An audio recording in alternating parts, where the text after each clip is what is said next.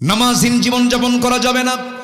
কিয়ামতের দিন সর্বপ্রথম বান্দাকে আল্লাহ রাব্বুল আলামিন জিজ্ঞাসা করবেন কি বিষয় নিয়ে বলেন, আরো জোরে বলেন কি নিয়ে বলেন? নামাজ। আমার নবীর শেষ কথা ছিল দুনিয়া থেকে বিদায় হওয়ার আগে কি বলেন? নামাজ। নামাজ ছাড়া যাবে না, নামাজকে বাদ দেওয়া যাবে না। আল্লাহ রাব্বুল আলামিন সুন্দর করে বলছেন, যারা নামাজকে অবহেলা করবে, নামাজ নিয়ে যারা অবহেলা প্রদর্শন করবে তাদের জন্য ওয়াইল নামক দোজক আছে। আল্লাহ রাব্বুল আলামিন বলেন, যারা পারেন ঠোঁট মিলে আমার সঙ্গে ঠোঁট মিলায় বলুন, ফাওয়াইলুল লিল মুসাল্লিনাল্লাযীনা হুম আন সালাতিহিম সাহুন আল্লাযীনা হুম ইউরাউনা ওয়া ইয়ামনাউনাল মাউন। জোরে বলুন আল্লাহু আকবার। ওই সমস্ত লোকের জন্য ওয়াইল, ওই সমস্ত লোকের জন্য জাহান্নাম, যারা লোক দেখানো নামাজ পড়ে, নামাজও পড়ে কিন্তু লোক দেখানো নামাজ পড়ে, অবহেলা করে নামাজ পড়ে, তাদের জন্য জাহান্নাম। নামাজ যার নাই তার তেমনি জাহান্নাম। ঠিক আছে না? যারা লোক দেখানো নামাজ পড়ে তাদের জন্য কি? জাহান্নাম। যারা অবহেলা করে নামাজ পড়ে তাদের জন্য কি? জাহান্নাম। আর যারা নামাজ না পড়ে জান্নাতি। নামাজ পড়েও জাহান্নামে যাবে, আর নামাজ না পড়লে কই যাবে? সে মধ্যে কোনো প্রশ্নই নাই। কোরআনকে প্রশ্ন করুন, কোরআন বলো জাহান্নামে যাওয়ার কারণগুলো কি কি? কোরআন বলে দিচ্ছে, মা সালাকাকুম ফি সাকার ক্বালু লাম নাকু মিনাল মুসাল্লিন ওয়া লাম নাকু নুতঈমুল মিসকিন। জাহান্নামবাসীকে বলা হবে, ও সাকারের অধিবাসী। সাকার একটা দোজকের নাম। দোজকের নাম মোট কয়টা বলেন? বলেন কয়টা? 7টা। মোট 7টা দোজক, এর মধ্যে সাকার নামক একটা দোজক। সাকারের অধিবাসীকে বলা হবে, ও সাকারের অধিবাসী, আজকে তোমার সাকারে কেন, দোজকে কেন? তারা বলবে 4টা কাজ করে আসি নাই। কয়টা কাজ শুনবেন? আগ্রহ আছে? নাম্বার 1 হলো নামাজ। আজান শুনেছি খুব সুন্দর করে, মুয়াজ্জিন আজান দিয়েছে, আজান শুনেছি, মসজিদে যাই নাই, নামাজে আদায় হয় নাই, নামাজে হাজির হই নাই, আজকে সেই জন্য আজকে আমরা সাকার নামক দোজকে। তাহলে চিন্তা করে দেখুন, জাহান্নামে যাবার 1 নাম্বার কারণ হলো কি? ছেড়ে দেওয়া। বলেন নামাজ ছেড়ে দেওয়া। তাহলে আজকে আমার দেশের সবচেয়ে বড় অপরাধ কি হচ্ছে বলেন? কি ছেড়ে দেওয়া? নামাজ ছেড়ে দেওয়া। এই অপরাধটা বড়, সবচেয়ে বড় অপরাধ। এই চিন্তা কারো নাই, এই চিন্তা নিয়ে কেউ কথা বলে না। অথচ আল্লাহ রাব্বুল আলামিন বলছেন, রাষ্ট্র গঠন করবা, 4টা আইন দিচ্ছে। 1 নাম্বার আইন হলো তোমরা রাষ্ট্র গঠন করার সঙ্গে সঙ্গে জাহান্নাম থেকে বাঁচার জন্য জাতিকে নামাজের ব্যবস্থা করে দিবা। জোরে কোন সুবহানাল্লাহ। কার কথা? মোল্লার কথা না, আল্লাহর কথা। ইম্মাক্কান্নাহুম ফিল আরদি আকামুস সালাহ ওয়া আতাউজ যাকাহ ওয়া আমারু বিল মা'রুফ ওয়া নাহাউ আনিল মুনকার ওয়া লিল্লাহি আকিবাতুল উমুর। জোরে বলি আল্লাহু আকবার। আমার বন্ধুগণ, এই জন্য নামাজ আমরা ছাড়বো না, নামাজ কি কখনো বাদ দেওয়া যাবে না। আল্লাহ রাব্বুল আলামিন আগে ঈমান আনতে বলেন, সেই ঈমানটা হতে হবে কি? ঈমান, ঈমানের কিছু গুণ আছে, মুমিনের কিছু গুণ আছে, সেই গুণগুলো অর্জন করতে হবে। আল্লাহ রাব্বুল আলামিন কাফিরকে চেনার জন্য কাফিরুন দিয়েছেন, মুনাফিককে চেনার জন্য সূরা মুনাফিকুন দিয়েছেন, আবার মুমিনকে চেনার জন্য সূরা মুমিনুন দিয়েছেন। যারা পারেন ঠোঁট মিলিয়ে বলুন, সওয়াব পাবেন। ক্বাদ আফলাহাল মুমিনুন আল্লাযীনা হুম ফি সালাতিহিম খাশিউন ওয়াল্লাযীনা হুম আনিল লাগযি মু'রিদুন والذين هم للزكاة فاعلون والذين هم لفروجهم حافظون। প্রকৃত মুমিন কারা? 1 নাম্বার হলো যারা নামাজটাকে অত্যন্ত খুশুর সঙ্গে আদায় করবে। নাম্বার 2 হলো যারা অনর্থক কোনো কথা মুখ থেকে বের করবে না, বেফাঁস কোনো কথা বলবে না। ইমানদারদের কথা হবে জমির দলিলের মতো। জমির দলিল লেখক যেমন দলিল লিখতে নিয়ে 1000বার চিন্তা করে লেখে, কোনো ভুল লেখে না। দাগ নাম্বার ভুল করলে দলিল বাতিল, সিএস নাম্বার ভুল করলে পরে দলিল প্রশ্নবিদ্ধ হয়ে যাবে। দলিল লেখক যেমন দলিল করতে নিয়ে যেমন নিখুঁত করে বারবার দেখে দেখে চেষ্টা করে লেখেন, ইমানদার যখন চলবে তার কথা হবে জমির দলিলের চাইতে অত্যন্ত যত্নশীল। সে মুখ থেকে বেফাঁস একটা কথাও বলবে না, অযাচিত কোনো কথা মুখ থেকে বের হবে না। মিথ্যা তো দূরেই থাক, অপ্রয়োজনীয় কোনো কথা মুখ থেকে বের হবে না। ইমানদারের প্রত্যেকটা জিহবার ব্যাপারে কে রেকর্ড করেন বলেন? আসতে বলেন না, কে রেকর্ড করেন? মা ইয়ালফিযু মিন কাওলিন ইল্লা লাদাইহি রাকীবুন আতীদ। ويعلم خائنة الأعين وما تخفي الصدور জোরে বলুন আল্লাহু আকবার। এজন্য কথা আগে না চিন্তা আগে?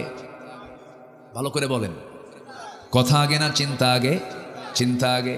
আল্লাহ বলছেন বান্দারে কথা থেকে, মুখ থেকে বেফাঁস কোনো একটা কথাও বলবা না, যা বলবা চিন্তা করে আগে বলবা, কারণ তোমার কথার ব্যাপারে একদিন জিজ্ঞাসিত হবে।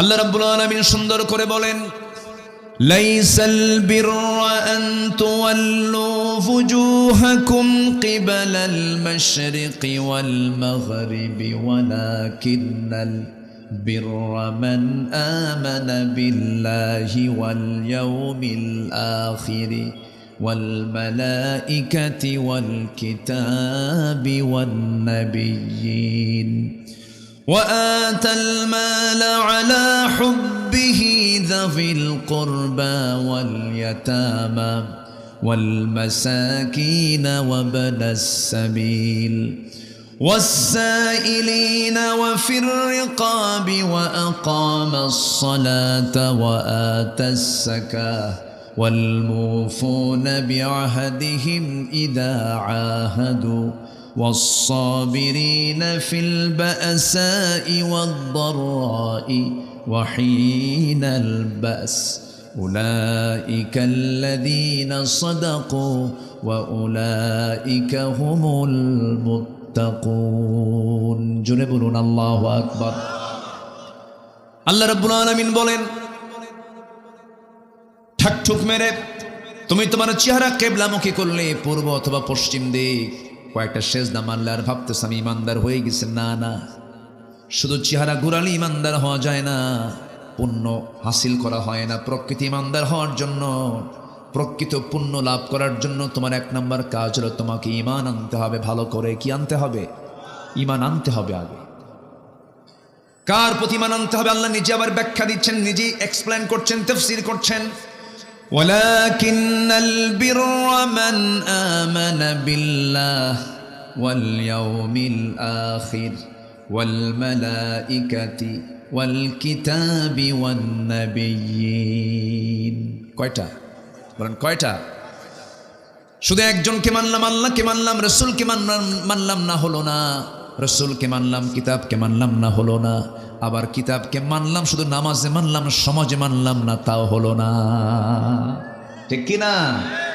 কোরআন শুধু নামাজে মানবো, সমাজে মানবো না, এটা তো প্রতারণা, এটা ধোঁকাবাজি, কারসাজি এগুলো। কোরআন শুধু ধর্মীয় কিতাবের নাম নয়, কোরআন হচ্ছে complete and balanced code of life, পরিপূর্ণ ভারসাম্যপূর্ণ একটা জীবন ব্যবস্থা। অপূর্ণাঙ্গ না পূর্ণাঙ্গ?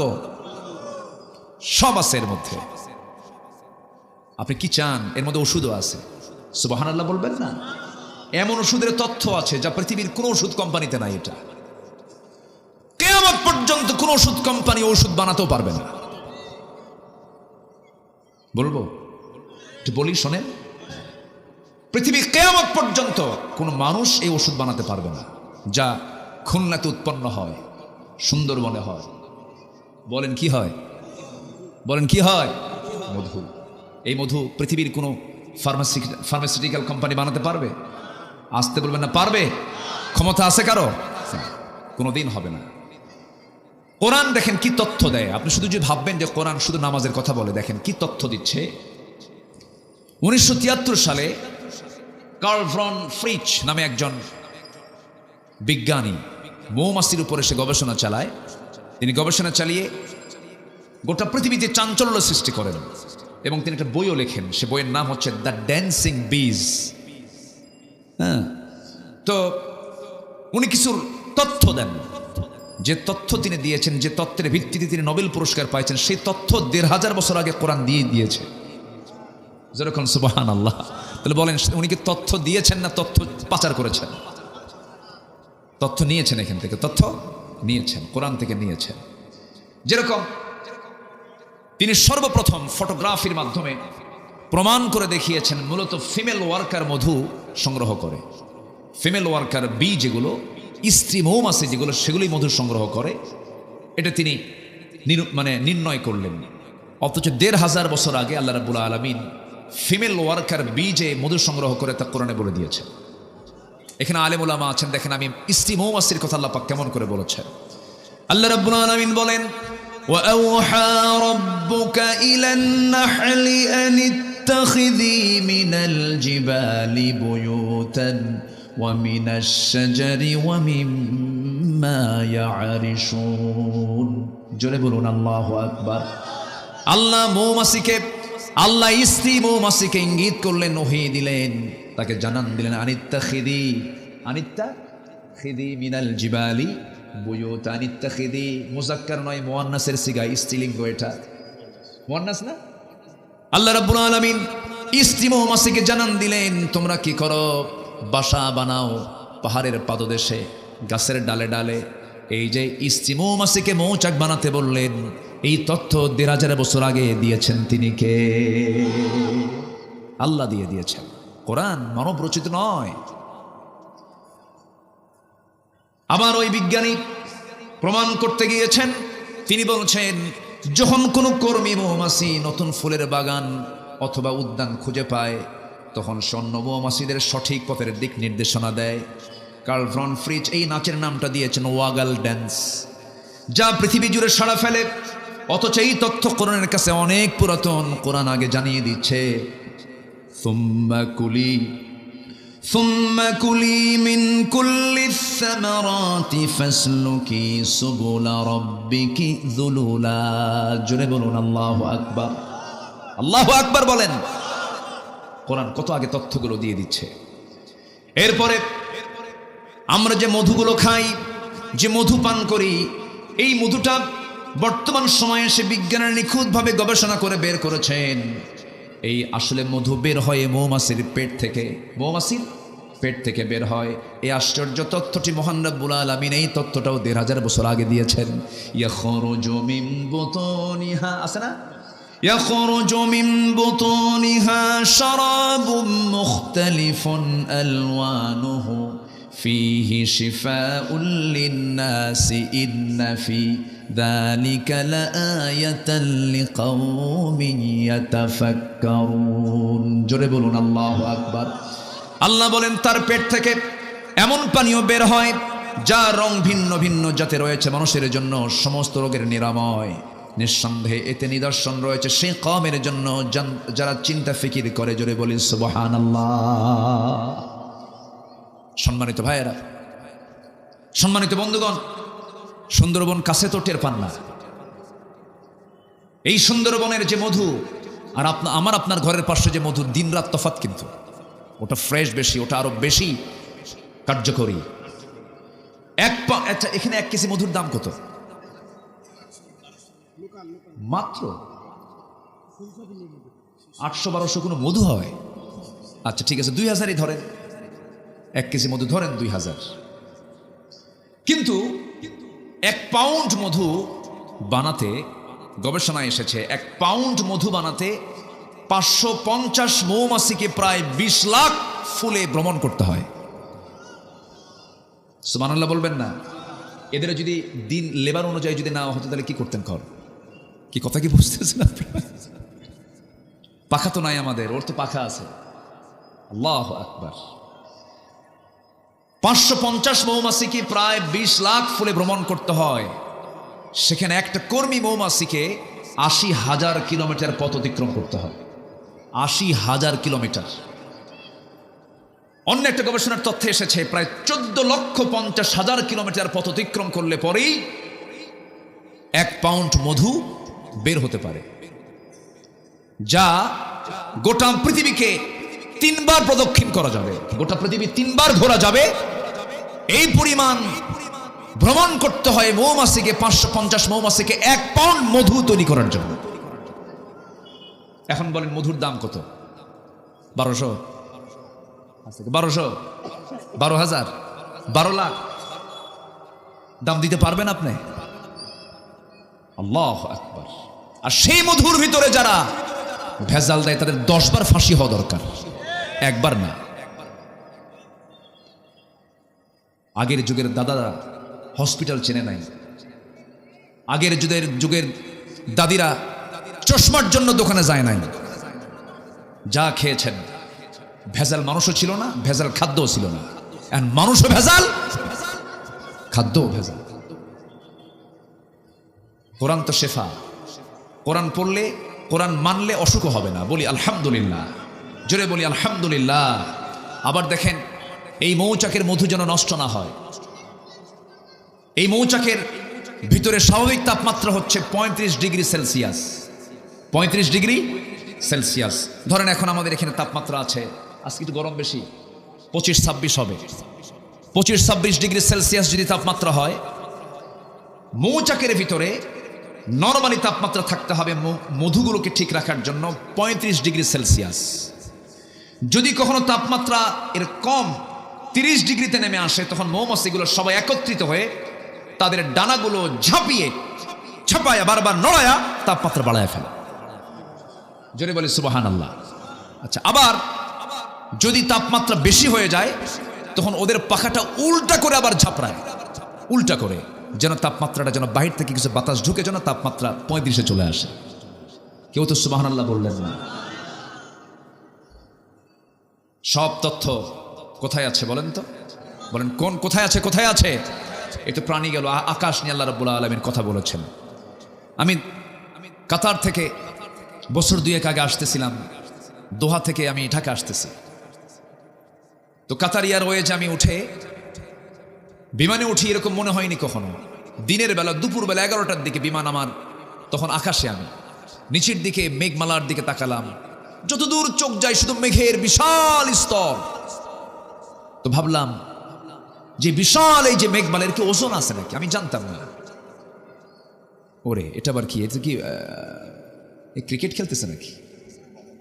ও মাশাআল্লাহ, একটা অটিস্টিক মানুষ। হ্যাঁ, কর্মের প্রতি তার কি আগ্রহ! মাশাআল্লাহ, এর তো বাদাম সবগুলো একসঙ্গে নিয়ে ওর দাম দেওয়া দরকার। যে একজন নেন না, একজন নেন, একজন নিয়ে তাকে দিয়ে দেন। জি আমার বন্ধুগণ, তো আমি আসতেছিলাম, মেঘগুলো দেখে ভাবলাম যে এর ওজন আছে নাকি। একটু সার্চ করলাম, একটু গবেষণায় চলে গেলাম। বিজ্ঞান বলছে কিছু কিছু মেঘমালা আছে, কিউমুলিনুম্বাস নামে কিছু মেঘমালা আছে, যাদের ওজন হলো শুধু মন না, ton ton, lakh lakh ton ওজন। জোরে বলি সুবহানাল্লাহ। ঝুলাই রাখছেন কে? কার উপরে? শূন্যের উপরে। কার মাথার উপরে? বলেন কার মাথার উপরে? একটু হুঁশ হয় না? আমাদের হুঁশ হবে কোন দিন? একটা দিনের জন্য কি আল্লাহ তাআলা কখনো একটা মেঘখণ্ড, মেঘমালা ফেলে দিয়েছেন? যদি আল্লাহ পাক মাঝে মাঝে এরকম করে ফেলতেন, কেউ কি বিল্ডিং বানাতো? বিল্ডিং বানাতে আরেক বিপদ হয়ে যেত। একটা দিন মিসিং হলো না। আবার এই মেঘমালাগুলো আল্লাহ রাব্বুল আলামিন বায়ু প্রবাহের মধ্য দিয়া উড়ায় নেন, ঘোরায় নেন। আবার যখন পানিগুলো জমিন থেকে তোলেন, ওয়াটার সাইকেল অনুযায়ী পানি চক্র আকারে। আল্লাহ কোরআনে মেট্রোলজিক্যাল সায়েন্স নিয়ে কথা বলেছেন, আবহাওয়া বিজ্ঞান নিয়ে কথা বলেছেন। আবহাওয়া বিজ্ঞান 19 শতক 20 শতকে সে তথ্য দিয়েছে, 1000 বছর আগে কোরআন সেই তথ্য আগিয়ে দিয়েছে। জোরে সুবহানাল্লাহ। আমার বন্ধুগণ, এই যে মেঘগুলো আমরা দেখি, আজকেও সারাদিন মেঘ মেঘ ভাবছিল। এই যে মেঘ জমিন থেকে আল্লাহ রাব্বুল আলামিন তুলে নিয়েছেন, তুলে নেন ওয়াটার সাইকেলের মধ্য দিয়া, পানি চক্রের মধ্য দিয়া।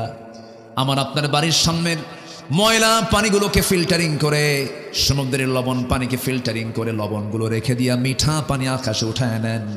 সেই পানি আকাশে উঠায় নেওয়ার পরিমাণ 1 বছরে প্রায় 513 ট্রিলিয়ন টন। জোরে কোন সুবহানাল্লাহ। 513 trillion ton. Trillion, million, billion না, 513 ট্রিলিয়ন টন পানি জমিন থেকে তোলেন। এটা বিজ্ঞানীদের একটা মেজারমেন্ট। এর কম বেশি একটু হতে পারে। তাহলে এই পানি সিস্টেম যদি এরকম না করে আল্লাহ যদি মানুষকে দায়িত্ব দিতেন, তাহলে গোটা দুনিয়া শুধু পাইপ দিয়েই ভরা থাকতো। কি দিয়ে ভরা থাকতো? কন পাইপ দিয়া। আর আল্লাহ তাআলা কি সুন্দর করে এমন ফিল্টার দিয়েছেন, সেই ফিল্টার দেখাও যায় না। কি উন্নত প্রযুক্তি আল্লাহ তাআলার। জমিন থেকে পানি তুলতেছেন, লবণ রেখে দিয়া, পচা আবর্জনা রেখে দিয়ে সুন্দর ফ্রেশ পানি তুলতেছেন। আল্লাহু আকবার বলেন। কে চালান? আসতে বল, কে চালান? কি পরিমাণ পানি তোলেন? যে পরিমাণ পানি বৃষ্টি আকারে আসে। বিকাদারিন, বিমাইন বিকাদারিন। আল্লাহ পাক পরিমাণ মতো পানি তোলেন, অপরিমাণ মতো না। জোরে বলি সুবহানাল্লাহ। কার অবদান? আসতে বলবেন না, কার অবদান? আল্লাহ। এরপরে আল্লাহ রাব্বুল আলামিন লোহা নাজিল করেছেন। কি নাজিল করেছেন বলেন তো? লোহা। এই লোহা আমরা জানি যে এই লোহাটা কোন জায়গা থেকে আসছে। আমাদের ধারণা হয়তো পৃথিবীতেই ছিল না। এই লোহার অবস্থান পৃথিবীতে নয়।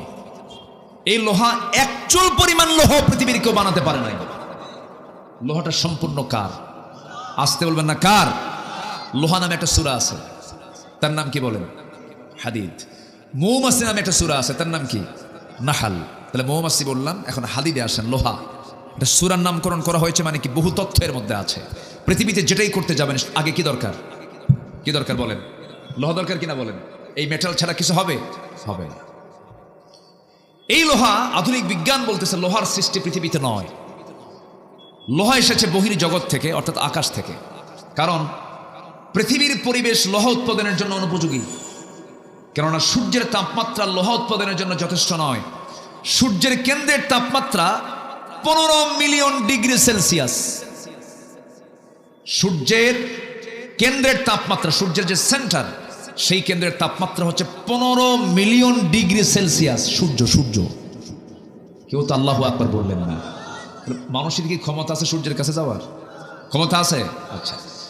আর সূর্যের পৃষ্ঠে অর্থাৎ ফটোস্ফিয়ারের তাপমাত্রা হচ্ছে 5.5 থেকে 6,000 ডিগ্রি সেলসিয়াস। অথচ লোহা উৎপাদনের জন্য আনুমানিক দরকার হচ্ছে 5 বিলিয়ন ডিগ্রি সেলসিয়াস। লোহা উৎপাদন করতে গেলে যে তাপমাত্রা লাগবে সেই তাপমাত্রার পরিমাণ হলো 5 বিলিয়ন ডিগ্রি সেলসিয়াস। বিজ্ঞানীদের ধারণা কোন সুপারনোভা থেকে বিস্ফোরণ হয়ে এই লোহা এই দুনিয়ায় তার আগমন ঘটতে পারে। মহান রব্বুল আলামিন আজ থেকে 1500 বছর আগে লোহা যে নাজিল করেছেন তা জানিয়ে দিয়েছেন। সুবহানাল্লাহ বলবেন না? আল্লাহ রব্বুল আলামিন বলেন, وَأَنزَلْنَا الْحَدِيدَ فِيهِ بَأْسٌ شَدِيدٌ وَمَنَافِعُ لِلنَّاسِ। সূরাতুল হাদিদ আয়াত নাম্বার 25। আল্লাহ রাব্বুল আলামিন বলছেন, আমি লোহাটা আকাশ থেকে নাজিল করেছি। জোরে বলি সুবহানাল্লাহ। তাতে রয়েছে ফিহি বাসুন শাদীদ, তাতে রয়েছে প্রচন্ড শক্তি। ওয়া মানাফিউ লিন-নাস, এবং মানুষের জন্য অনেক উপকার। উপকার আছে না নাই? আবার এই লোহা দিয়ে যদি আকাম কুকামও করে তারও সুযোগ আছে না নাই? আসতে বলবেন না, আছে না নাই? আচ্ছা, আপনি বড় আলেম, ভালো কোনো ব্যক্তিকে পাহারা দিবেন, তার পাহারার জন্য অস্ত্রের দরকার আছে না নাই বলেন তো? অস্ত্র নিয়ে দাঁড়ায় থাকলেন, সে অস্ত্র ভালো মানুষের উপকারে আসছে। আবার এই অস্ত্রই যদি আপনি, অর্থাৎ শিশুর হাতে আপনি যদি চাকু তুলে দেন আপেল কাটার জন্য, সে কি আপেল কাটবে না হাত কাটবে? হাত কাটবে। সে আপেল, তখন আপনি কিন্তু ওই ছুরি দিয়ে আপনি আপেলই কাটবেন, আপনি হাত কাটবেন না। তো আজকে এই যে লোহাটা আল্লাহ পাক দিয়েছেন, এই লোহাটার উপকারিতা প্রত্যেকটা কাজেই প্রয়োজন। আল্লাহ পাক এর জন্য এই মেটাল নামে একটা সূরা নাজিল করেছেন। তাহলে এখন বলুন, কোরআন কি শুধু ধর্মীয় কিতাব না সব কিছু বলে? বলেন, কোরআন কি শুধু এক কথা বলে না সব কথা বলে? সব কথা বলে। কি চান আপনার মধ্যে? শুধু আমি যদি সায়েন্স নিয়ে কথা বলতে যে গোটা রাত যাবে, শেষ হবে না। সম্মানিত ভাইয়েরা, আসুন আমরা সেই জায়গায় চলে যাই যেখানে আমি তেলাওয়াত দিয়ে শুরু করেছিলাম। 6টা কাজ করলে পরে আমরা সত্যবাদীর সার্টিফিকেট পাবো এবং মুত্তাকির সার্টিফিকেট পেয়ে যাব। এর মধ্যে 1 নম্বর হলো আমরা ঈমান আনবো কার উপরে? মোট কয়টা ঈমানের ক্লাস? মোট কয়টা? 5টা। মনে আছে না? এই 5টার সমন্বয় হয়ে ঈমান আনতে হবে। একটাকে অবিশ্বাস করলে পরে কাম হবে না। কোরআন কাঙ্ক্ষিক মানলে কাম হবে না। একটু কান লাগাবেন, মনোযোগ দিয়ে শুনবেন। আমি আজকে খুব খুশি হয়েছে, আজকে আপনারা আমাকে অনেক আগে উঠিয়ে দিয়েছেন, মানে মঞ্চে খুব আগে ভাগে উঠতে পেরেছে। আমি খুবই আনন্দ পাচ্ছি আজকে, জানেন। এরকম যদি প্রত্যেকটা কমিটি হতো, আমি যে কি খুশি হতাম, কিন্তু পারি না। মমিন সিং নামক একটা এলাকা আছে আমার দেশে, মমিন শাহী। মাহফিলে গেছি, রাত 8টার দিকে গেছি। বললো, হুজুর খাওয়া দাওয়া করেন? লেপ কম্বল দিলাম, ঘুমান। তো বললাম, আমার উঠাবেন কখন? গত বছর বক্তা, প্রধান বক্তা যে সময় উঠছে তার 1 ঘন্টা আপনি আগে উঠবেন। আমাকে 2:30টার দিকে ডাক দিন। ডাক দিয়ে বললো, হুজুর আপনি 3টায় উঠবেন আলোচনায়। গত বছর প্রধান বক্তা উঠছিল 4টায়, এবার একটু প্রমোশন হয়েছে। রাত কয়টায়? 3টায়। বলেন তো, সে রাত 3টায় কি ওয়াজ হয় না আওয়াজ হয়? আলোচনা না আলোচনা? এই হচ্ছে অবস্থা। ম্যাক্সিমাম মাহফিলগুলোতে টাইম সিলেকশনের অভাবে মাহফিলটা মরে যায়, মাহফিলটা প্রাণহীন হয়ে যায়। সব মাহফিলে লেখা থাকে প্রধান বক্তা কিন্তু মাহফিলে যে হয়ে যায় শেষ বক্তা, সবার শেষে উঠায় দেয়। আদর্শ মাহফিলের বৈশিষ্ট্য হলো তার টাইম সিলেকশনে খুব অনড় থাকতে হবে। লোক কি আসলো না আসলো ওটা বিষয় না। পরীক্ষার সময় মতো, নামাজ সময় মতো, মাহফিলের সময় মতো, ঠিক কিনা? এটা উচিত। চট্টগ্রামে আমার গত পরশুদিন মাহফিল ছিল। চট্টগ্রামে বাংলাদেশের সবচাইতে বড় মাহফিল যেটা প্যারেড ময়দান, 2000 সালে ছিলাম আমি ছিলাম ওই মাহফিলের শ্রোতা। 2000 সালে আমি মাহফিলে গিয়েছি কক্সবাজারে। আমি ইচ্ছে করে সেদিন একদিন আমি মাহফিল রাখিনি, ভাবলাম যে প্যারেড ময়দানে মাহফিল অংশগ্রহণ করে আলোচনা আজকে শুনব। আলোচনা করেছিলেন বিশ্বনন্দিত আলেমে দ্বীন আল্লামা শহীদ আল্লামা সাইদ রাহিমাহুল্লাহ। তো সেই প্যারেড ময়দান 18 বছর ধরে বাতিল গোষ্ঠী জিম্মি করে মাহফিলকে তারা বন্ধ করে রেখেছিল। 18 বছর 1.5 যুগ মাহফিল করতে দেয়নি। 1977 সালে মাহফিল শুরু হয়, 2006 সাল পর্যন্ত একটানা আল্লামা সাইদ রাহিমাহুল্লাহ তিনি মাহফিল করেছেন 5 দিন ব্যাপী। কয়দিন ব্যাপী? একজন 5 দিন করে 29 বছর তিনি একটানা করেছেন। 2007 সাল বন্ধ হলো। ওই সময় থেকে এই 24 সাল পর্যন্ত, 25 সাল পর্যন্ত, 24 সাল পর্যন্ত ফেরেশতারা বন্ধ রাখছিল। বুঝেন নাই? সেখানে আমি আলোচনায় উঠছি। সেদিন আমি চিফ মেহমান প্রথম দিনের। আল্লামা, আমি তো নগণ্য গোলাম, এলেম কালাম তেমন নাই, মানুষ ডাকে যাই। আমি তো জানি আমি আব্দুল আমিন, আমার কুদ্দুর কি আছে, লা ইলমা লানা ইল্লা মা আল্লামতানা, কিচ্ছু নাই। ওই বাবার সঙ্গে আগে হাটে যেতাম। আগে তো ডিজিটাল মেশিনে মাপতো না, আগে মাপতো হলো যে বাটখারা দিয়া, দাড়ি পাল্লা দিয়ে মাপতো। তো বাটখারাগুলো পাশে যেটা ওজন ওটা পাশে রেখে দিত। আমি দেখতাম, আব্বাকে বলতাম ওগুলো কি, আব্বাকে, আব্বা ওটাই দিয়ে মাপে। সবচেয়ে বেশি ওজন যেটা 5 কেজি নিচে, তার উপরে 2 কেজি, তার উপরে 1000 গ্রাম, তার উপরে 500 গ্রাম, তার উপরে 200 গ্রাম, তার উপরে 100 গ্রাম, তার উপরে 50 গ্রাম, এর উপরে 25 গ্রাম, এর উপরে 20 গ্রাম, এর উপরে 10 গ্রাম। আমি হলাম সেই 10 গ্রাম। বুঝেন নাই? 10 গ্রাম সবার উপরে থাকে, কিন্তু ওজন টোজন তেমন নাই। মানুষ ডাকে যাই। সেখানে আমি আলোচনা উঠেছি কয়টা? 8:30টায়। 8:30টায় চিফ মেহমান, 8:30টায় আলোচনা উঠছি। জাস্ট 9:30 থেকে 9:40 মাহফিল শেষ। মাহফিল শেষ, এশার আজান শুরু, নামাজ পড়ে সবাই বিদায়। এটাই তো উচিত ছিল, কিন্তু আমার দেশে এই কালচারটা নাই। তবে এই মাহফিল আমার কাছে খুবই চিত্তাকর্ষক মনে হয়েছে। আমি খুবই খুশি হয়েছি। আল্লাহ তুমি মাহফিল কমিটিকে এর জন্য উত্তম জাযা দিয়ে দাও। জোরে বলি আল্লাহুম্মা আমিন। আমি কি আলোচনা চালাবো? জোরে বলি ইনশাআল্লাহ। তাহলে ঈমান আনবো কার উপরে? মোট কয়টা বিষয়ে? 5 বিষয়। ব্যাখ্যামূলক দিতে পারবো না, এক রাত তো। এই ঈমানের উপরে যদি আমি আলোচনা চালাই 2 ঘন্টা পার হবে। জাস্ট আমরা জানি আল্লাহ, পরকাল, ফেরেশতা, কিতাব, নবী সব মিলে ঈমান। এর মধ্যে একটা বাদ দিলে ঈমান থাকবে না।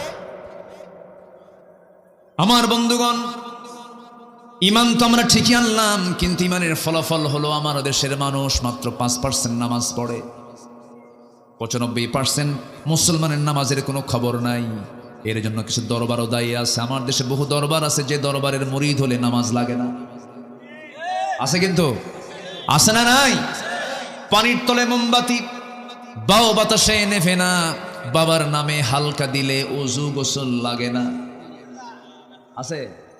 মোল্লা মুন্সি নামাজ পড়ে, মারিফত তো বোঝে না, বাবার নামে হালকা দিলে সতর ঢাকন লাগে না। তো সতর নাই, গোসলও নাই, ওযু নাই, ওটিকে মানুষ না জানোয়ার? এরকম কিন্তু বহু আছে।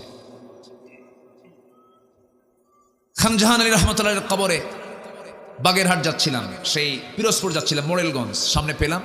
ভাবলাম যাই, একটু ভিতরে যাই। দরজার মোড়ে দেখি এক মোসারু দাঁড়ায় আছে। মোসারু এরকম মানে মোটা, 3 ইঞ্চি মোটা মোষ, হাইব্রিড জাতের মোষ, হাইব্রিড একদম মোটা মোষ, মানে শয়তান দেখতে ওই রকমই, চোখ লাল টকটকা। তাহলে কি খাইছে কন্ত? বোঝাই তো যায়। ওর গাছটা কয় না, কয় সিদ্ধি।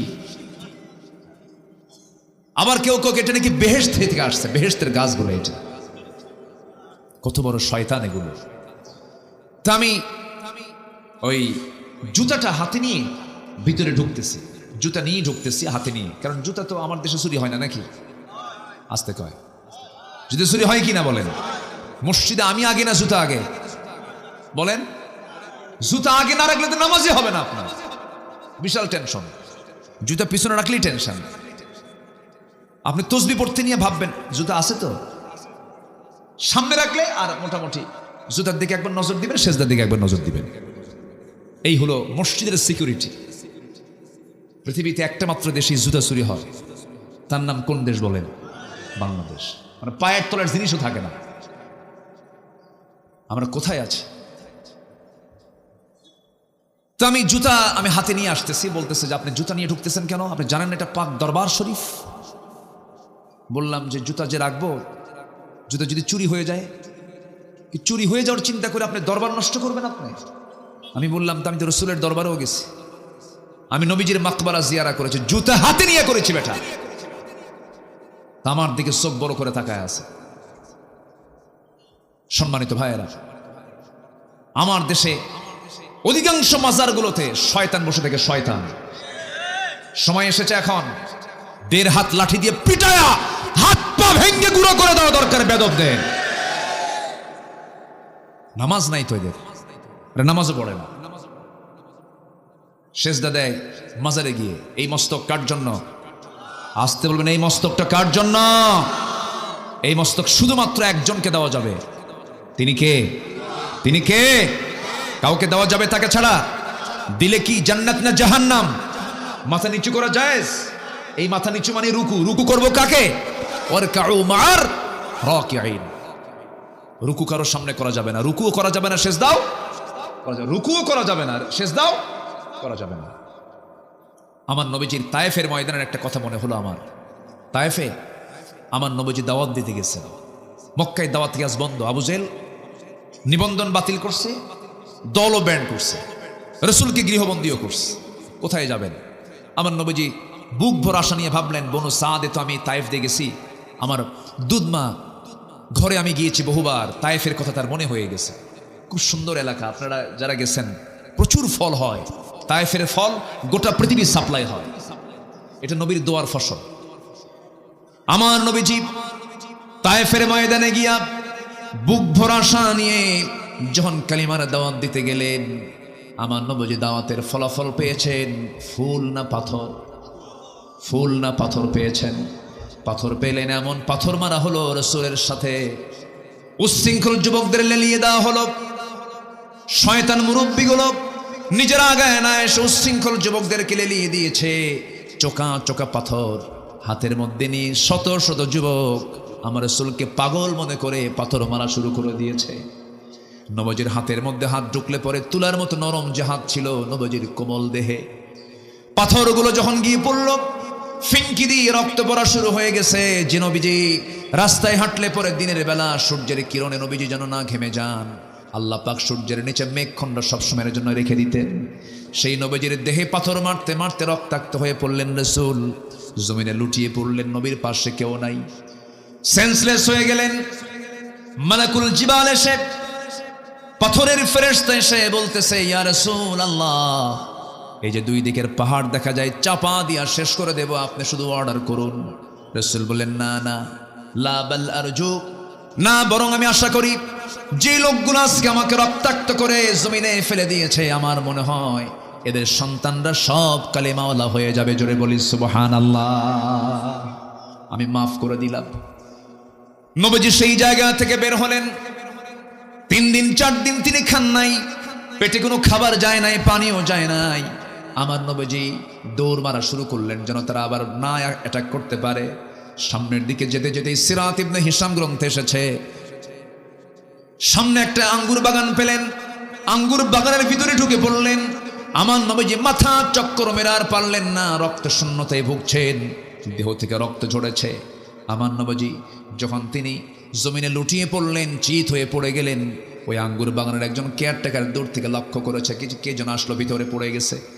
সামনে গিয়ে দেখে আমার নবীজির শরীর থেকে রক্ত এখনো ঝরতেছে। ওই কেয়ারটেকারের মধ্যে মায়া হলো, দয়া হলো। এত সুন্দর চেহারার মানুষ তো কোনোদিন দেখি নাই। সুন্দর চেহারার মানুষ, দয়া হলো, মায়া হলো। আঙ্গুর বাগান থেকে থোকা থোকা কয়েকটা আঙ্গুর হাতের মধ্যে পেড়ে নিয়া চিপে চিপে চিপে চিপে মোটে 1 গ্লাস আঙ্গুরের রস তৈরি করে নবীর সামনে দিয়ে বলছে, যুবক, এই রসটা পান করো, নচেত তুমি মরে যাবে, জীবনের শক্তি তুমি হারিয়ে ফেলবে। আমার নবীজির হাতে যখন দেওয়া হলো, কাপা কাপা হাতে আমার নবীজি এক গ্লাস আঙ্গুর নিলেন, বিসমিল্লাহ বলে 3 ঢোকে পান করলেন। 3 ঢোকে পান করার পরে আমার নবীজি মুস্কি হাসি মেরে চোখটা খুলে ওই যুবকের দিকে তাকায় বলছেন, যুবক, তোমার নামটা তো আদ্দাস, তাই না? আদ্দাস মনে মনে চিন্তা করে, আমাকে দেখলো না, আমাকে চিনল না, আমার কোনো কিছুই জানে না, অথচ সেই লোকটা আমার নামটা বললো কেমনে? রাসূল এবার বলছেন, তুমি কি চিন্তা করো ও আদ্দাস? তোমার গ্রামের বাড়ির নাম হলো নিনুয়া, নিনুয়া নামক গ্রামে তোমার জন্ম। আর আশ্চর্য হয়ে চিন্তা করে, আমার গ্রামের নামটা বললো কেমনে? এবার রাসূল বলছেন, তুমি কি চিন্তা করো ও আদ্দাস? তুমি যে গ্রাম নিনুয়াতে জন্মগ্রহণ করেছো, সেই গ্রামে জন্মগ্রহণ করেছেন আল্লাহর পয়গম্বর ইউনূস আলাইহিস সালাতু ওয়াস সালাম। এবার আদ্দাসের টনক নড়ে গেল, এত তথ্য জানলো কেমনে লোকটা? এবার বলতেছে, যুবক, আমার নাম বললে, আমার গ্রামের নাম বললে, আমার গ্রামের হিস্টোরি শত শত মাইল দূরে, তোমার তো জানার কথা নয়, তোমাকে কে বললো, কে জানায় দিল? এবার রাসূল বলছেন, আদ্দাস, একজন নবীর কাছে আর একজন নবীর খবর থাকতেই পারে। জোরে বলি সুবহানাল্লাহ। আদ্দাসের বুঝতে দেরি হলো না।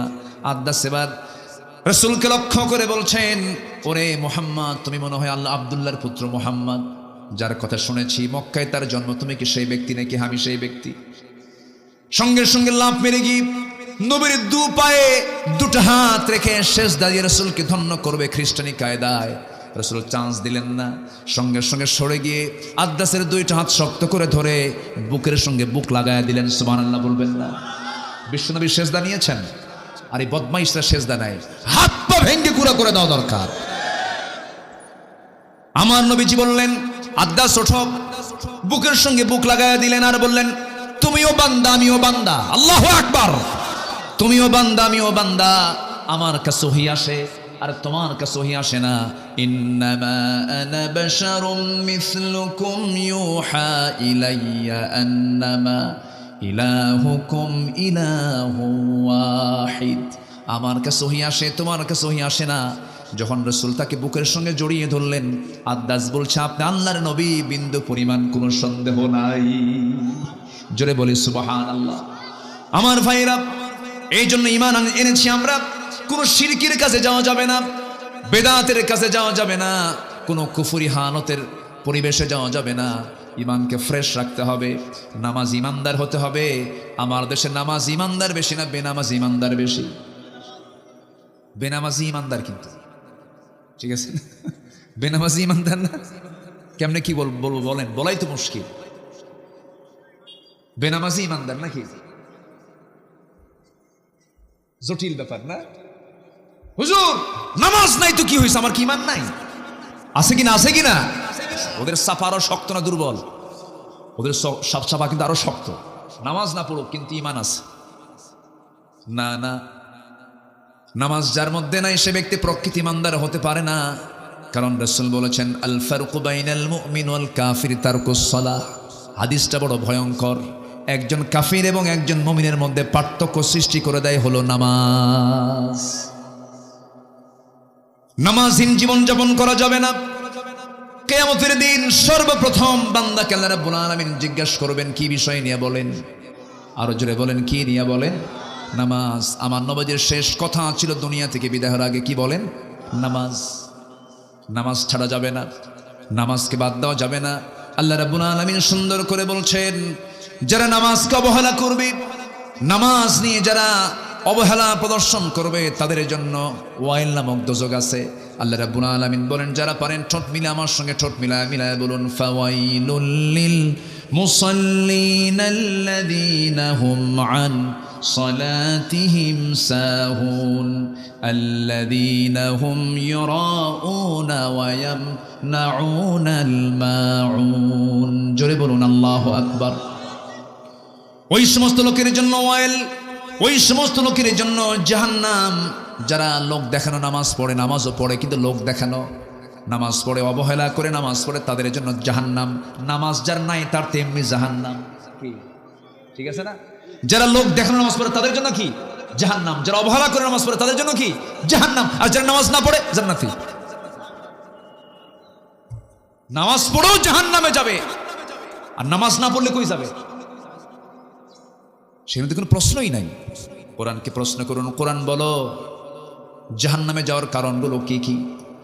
কোরআন বলে দিচ্ছে মা সালাকাকুম ফি সাকার ক্বালু লাম নাকু মিনাল মুসাল্লিন ওয়া লাম নাকু নুতঈমুল মিসকিন। জাহান্নামবাসীকে বলা হবে, ও সাকারের অধিবাসী। সাকার একটা দোজখের নাম। দোজখের নাম মোট কয়টা বলেন? বলেন কয়টা? 7টা। মোট 7টা দোজখ, এর মধ্যে সাকার নামক একটা দোজখ। সাকারের অধিবাসীকে বলা হবে, ও সাকারের অধিবাসী, আজকে তোমরা সাকারে কেন, দোজখে কেন? তারা বলবে 4টা কাজ করে আসি নাই। কয়টা কাজ শুনবেন? আগ্রহ আছে? নাম্বার 1 হলো নামাজ। আজান শুনেছি খুব সুন্দর করে মুয়াজ্জিন আজান দিয়েছে। আজকে মাগরিবের নামাজ এখানে নতুন মসজিদে পড়েছি।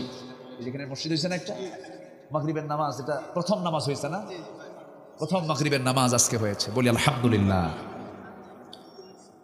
আজান হয়েছে, আজান শুনেছি, মসজিদে যাই নাই, নামাজে আদায় হয় নাই, নামাজে হাজির হই নাই। আজকে সেই জন্য আজকে আমরা সাকার নামক দোজখে। তাহলে চিন্তা করে দেখুন, জাহান্নামে যাবার 1 নাম্বার কারণ হলো কি? ছেড়ে দেওয়া। বলেন নামাজ ছেড়ে দেওয়া। তাহলে আজকে আমার দেশের সবচেয়ে বড় অপরাধ কি হচ্ছে বলেন? কি ছেড়ে দেওয়া? নামাজ ছেড়ে দেওয়া। এই অপরাধটা বড়, সবচেয়ে বড় অপরাধ। এই চিন্তা কারো নাই, এই চিন্তা নিয়ে কেউ কথা বলে না। অথচ আল্লাহ রাব্বুল আলামিন বলছেন রাষ্ট্র গঠন করবা, 4টা আইন দিচ্ছে। 1 নাম্বার আইন হলো তোমরা রাষ্ট্র গঠন করার সঙ্গে সঙ্গে জাহান্নাম থেকে বাঁচার জন্য জাতিকে নামাজের ব্যবস্থা করে দিবা। জোরে কোন সুবহানাল্লাহ। কার কথা? মোল্লার কথা না, আল্লাহর কথা। ইম্মাক্কান্নাহুম ফিল আরদি আকামুস সালাহ ওয়া আতাউয যাকাহ ওয়া আমারু বিল মা'রুফ ওয়া নাহাউ আনিল মুনকার ওয়া লিল্লাহি আকিবাতুল উমুর। জোরে বলি আল্লাহু আকবার। আমার বন্ধুগণ, এই জন্য নামাজ আমরা ছাড়ব না। নামাজ কি কখনো বাদ দেওয়া যাবে না। আল্লাহ রাব্বুল আলামিন আগে ঈমান আনতে বললেন। সেই ঈমানটা হতে হবে কি ঈমান? ঈমানের কিছু গুণ আছে, মুমিনের কিছু গুণ আছে, সেই গুণগুলো অর্জন করতে হবে। আল্লাহ পাক সূরা মুমিনুন দিয়েছেন। আমি কি শেষ করে দেব নাকি? এই যে উঠলো কেন এই লোকটা? কি ব্যাপার কি? হ্যাঁ, বসতে তো। হ্যাঁ বসেন, বসেন না। উঠি। কত কাজ, কত দিকে আমরা করি। গত 2 বছর আগে আমি কক্সবাজার থেকে মাহফিল করে আসতেছি। চকরিয়ার মোড়ে দেখি বিশাল প্রজেক্টর নিয়ে সব বিশ্বকাপ খেলা দেখতেছে। তার রাত 2টার দিকে হঠাৎ করে আমাকে একজন ফোন দিয়েছে। ফোন দিয়ে বলে, হুজুর আমি আপনার খুব ভক্ত, ওয়াজ শুনি, তো আজকে একটি স্পেশাল দোয়া চাচ্ছে। কি? হুজুর আমি 2 রাকাত নফল নামাজও পড়েছি, আমার দল আর্জেন্টিনা যেন জিতে। তাহলে দেখেন, ওর গোটা রাতের তপস্যা হলো ওর আর্জেন্টিনা যেন জিতে। কত সময়, কত দিকে আমাদের খরচ হয় ভাই। আপনি কি জানেন এটা জনসভা নয়, এটা ইবাদতের জায়গা। বলি আলহামদুলিল্লাহ। এটা এখন কিসের জায়গা বলেন? ইবাদতের জায়গা। এই জায়গাটা একসময় আমার আপনার জন্য জান্নাতের কারণ হতে পারে। বিশাল একটা সুযোগ, এটা বিশাল চান্স। এটা আমরা কেউ হাতছাড়া করবো না। জোরে বলি ইনশাআল্লাহ। সবাই বসুন। আমি খুবই খুশি, লোকজন নড়াচড়া করছেন না, যারা আছেন বসে আছেন। বলি আলহামদুলিল্লাহ। সম্মানিত ভাইয়েরা, তাহলে আমরা ঈমান এনেছি কিন্তু ঈমানের গুণ নাই। ওটা কি ঈমান আনা হলো বলেন তো? ছাত্র কিন্তু পড়ে না। বলেন তাহলে কি সে ছাত্র? ছাত্রের কাজ কি হবে? পড়া। আর ঈমানদারের কাজ কি হবে? গুণগুলো নিজের ভিতরে উপস্থিত করা। ঈমানদারের গুণ কি? আল্লাহ রাব্বুল আলামিন কাফিরকে চেনার জন্য কাফিরুন দিয়েছেন, মুনাফিককে চেনার জন্য সূরা মুনাফিকুন দিয়েছেন, আবার মুমিনকে চেনার জন্য সূরা মুমিনুন দিয়েছেন।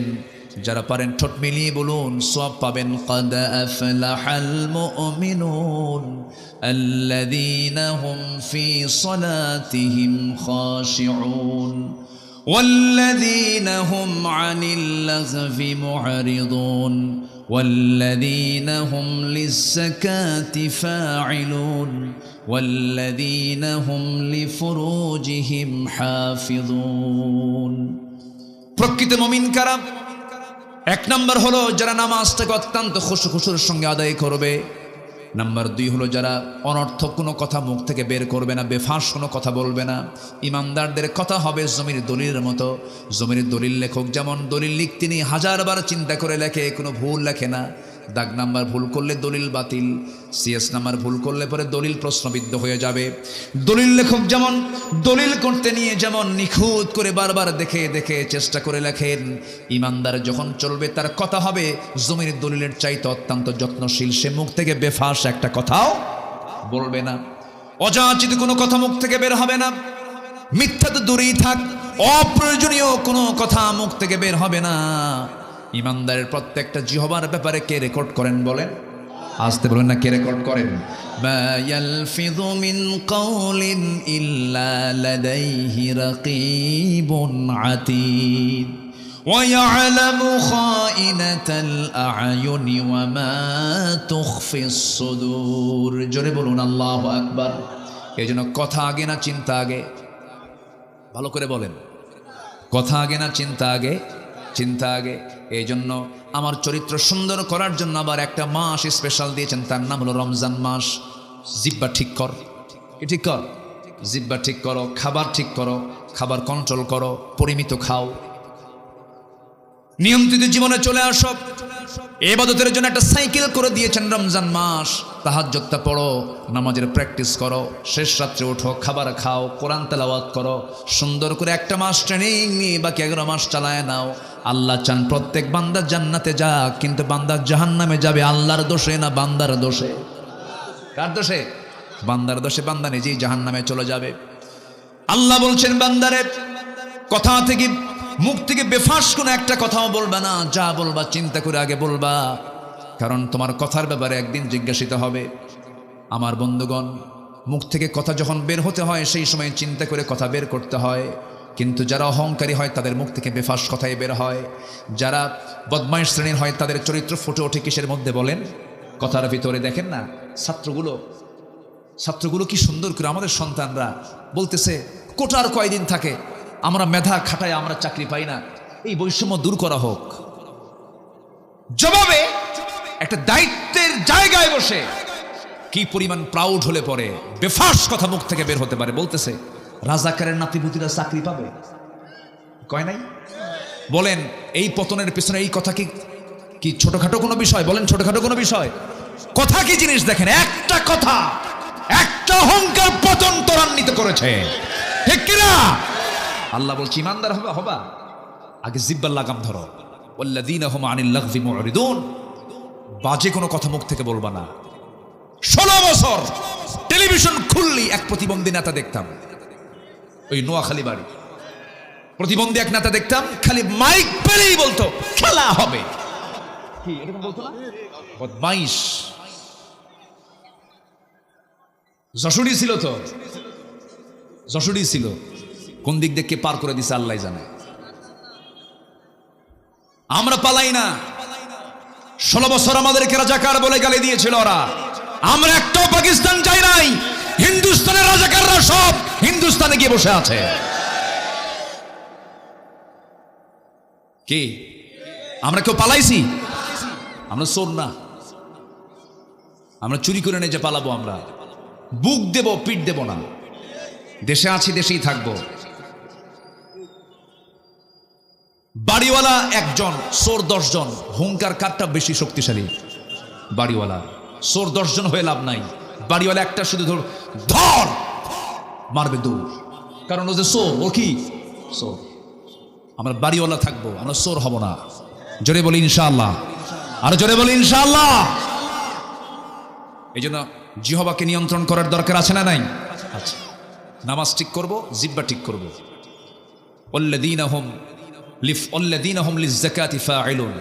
মালের যাকাত দাও, তোমার মাল কখনো নষ্ট হবে না, তোমার সম্পদের বরকত কখনো ফুরাবে না। বড়ই গাছের মতো, বড়ই গাছের ডাল কাটলে আবাদ তুলে নিয়েছেন, কুল পেরে নিয়েছেন, কেটে ফেলেছেন ডাল, পরবর্তীতে কুল কম ধরবে না বেশি ধরবে? বেশি ধরবে। ঠিক তেমনি যাকাত তুমি দিয়ে দাও, তোমার সম্পদ আরো বাড়বে। আল্লাহু আকবার বলেন।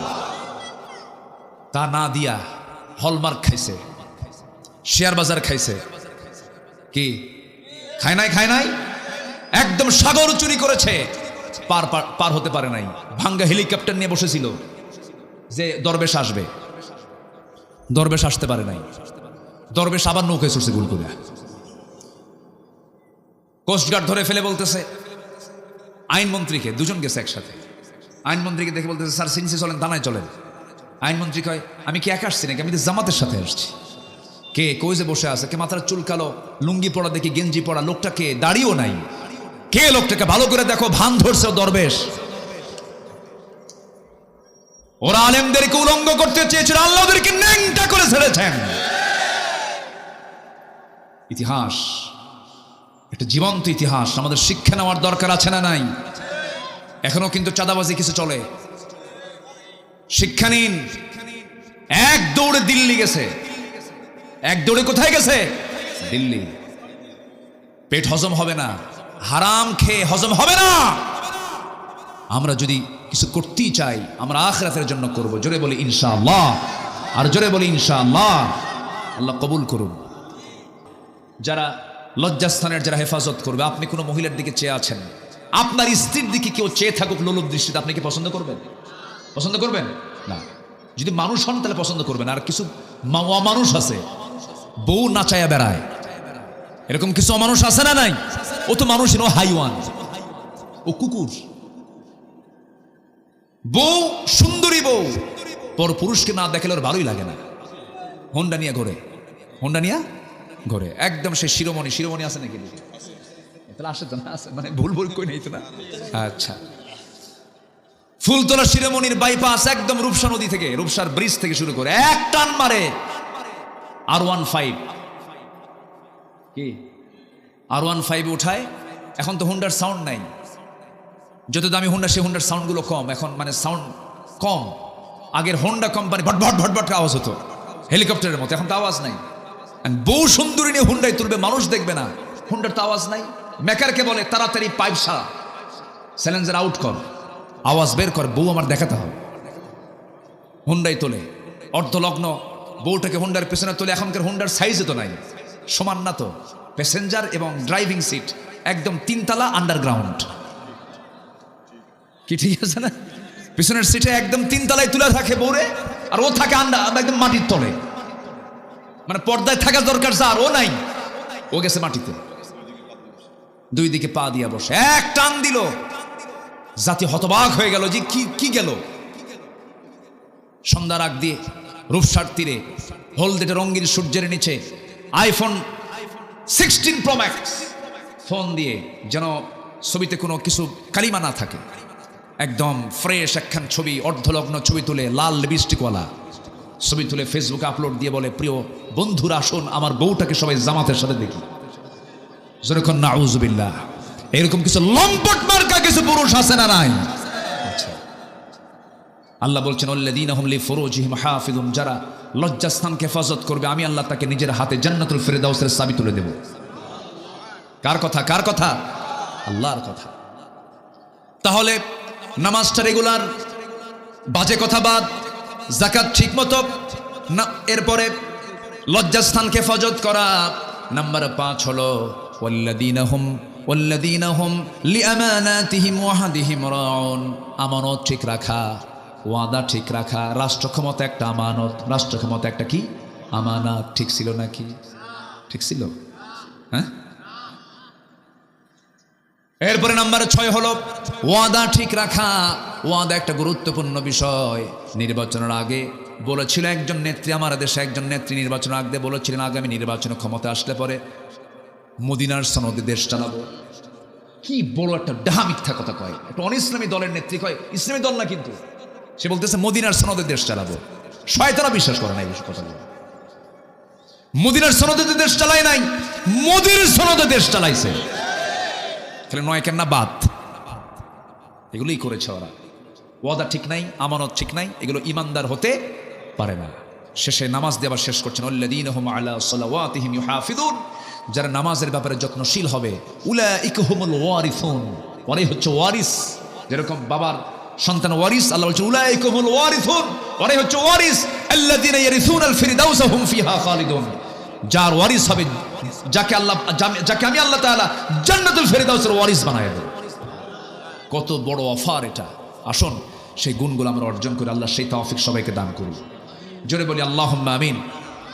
আচ্ছা, গেল ইমান গেল, এখন আছে কয়টা? 5টা। মোট 6টা কাজ। মোট কয়টা কাজ? ইমানের ভিতরে আবার কয়টা কাজ? 5টা। এটা তো শেষ করেছি আক্ষরিকভাবে।